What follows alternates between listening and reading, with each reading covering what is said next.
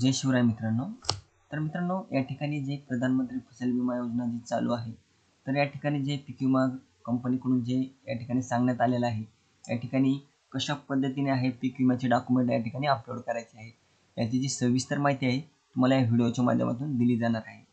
तर मित्रांनो, या ठिकाणी जेवढे काही नवीन CSC व्हीएलए आहेत त्यांना या ठिकाणी माहीत नाही या ठिकाणी कोणकोणते डॉक्युमेंट अपलोड करायचे आणि कशा पद्धतीने या ठिकाणी अपलोड करायचे. म्हणजे की जसं की त्याचा PDF साईजमध्ये करायचं आहे किंवा JPG मध्ये करायचं आहे, याची जी सविस्तर माहिती आहे तुम्हाला या व्हिडिओच्या माध्यमातून दिली जाणार आहे.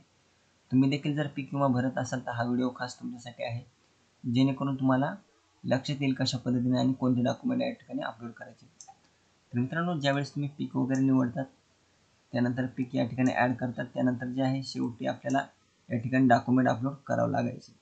तर ते डॉक्युमेंट या ठिकाणी सर्वप्रथम तुम्हाला 4 पद्धतीचे डॉक्युमेंट या ठिकाणी दिलेले आहेत. जसे की पासबुक असेल, या ठिकाणी आपलं लँड रेकॉर्ड म्हणजे 7/12, या ठिकाणी शोविंग सर्टिफिकेट म्हणजे आपली 7/12, शोविंग सर्टिफिकेट म्हणजे या ठिकाणी शोविंग सर्टिफिकेट म्हणजे आपलं पीक पेरा. त्यानंतर जे आहे टेनंट सर्टिफिकेट, तर या ठिकाणी टेनंट सर्टिफिकेट म्हणजे जर का एखाद्याचे सामायिक क्षेत्र असेल किंवा एखाद्याची जमीन आपण भाडेतत्वावर घेतलेली असेल तर या ठिकाणी ते आपल्याला ना हरकत या ठिकाणी अपलोड करायचं आहे.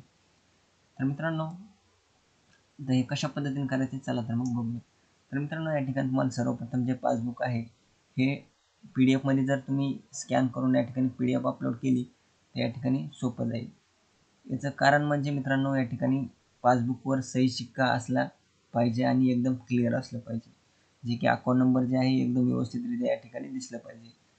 त्यानंतर जे आहे नंबर 2चं म्हणजे लँड रेकॉर्ड. तर या ठिकाणी बघू शकता काही ठिकाणी तुम्हाला लँड रेकॉर्ड अपलोड करायचं आहे तर काही ठिकाणी नाही. या ठिकाणी रेड मार्कची फुले दिलेली आहे मित्रांनो. या ठिकाणी कंपल्सरी तुम्हाला 7/12 अपलोड करायचे आहे. आणखी एक मित्रांनो, जर का 7/12वर नाव वेगळं असेल ओनरचं आणि बँक पासबुकवर नाव वेगळं असेल किंवा आधार कार्डवर नाव वेगळं असेल तर तशा जे फार्मर आहेत तर त्यांचा जो पीक विमा आहे या ठिकाणी रिजेक्ट केला जाणार आहे मित्रांनो. जर तसे फार्मर असतील तर त्यांना अगोदर करेक्शन करून यायला सांगा, त्यानंतर त्यांचा पीक विमा या ठिकाणी भरा. त्यानंतर जे आहे लँड रेकॉर्ड तुम्हाला डिजिटल 7/12चं या ठिकाणी लँड रेकॉर्ड अपलोड करायचं आहे आणि त्यानंतर या ठिकाणी व्हेरीफायवर क्लिक करायचं आहे. या ठिकाणी तलाट्याची 7/12 सही शिक्के वाली किंवा डिजिटल 7/12 असेल तर या ठिकाणी तुम्हाला डिजिटल 7/12 या ठिकाणी अपलोड करायचं आहे. त्यानंतर जे आहे या ठिकाणी पीक पेरा म्हणजे तुमचं शेतकऱ्याचं किती एकरामध्ये, जसं की तुम्ही कापूस किती गुंठे करणार आहात किंवा किती एकरमध्ये करणार आहात, तो या ठिकाणी सर्व उल्लेख केलेला असला पाहिजे पीक पेरात.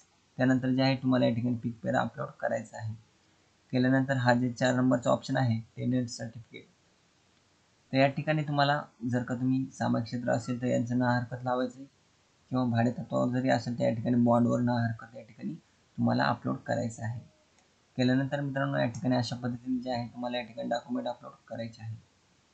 तर मित्रांनो, जर का तुम्हाला व्हिडिओ आवडला असेल तर नक्की लाईक करा आणि जर का तुम्ही या चॅनलवर नवीन असाल तर खाली दिलेल्या सबस्क्राईब बटनवर क्लिक करून या ठिकाणी चॅनलला सबस्क्राईब करून घ्या.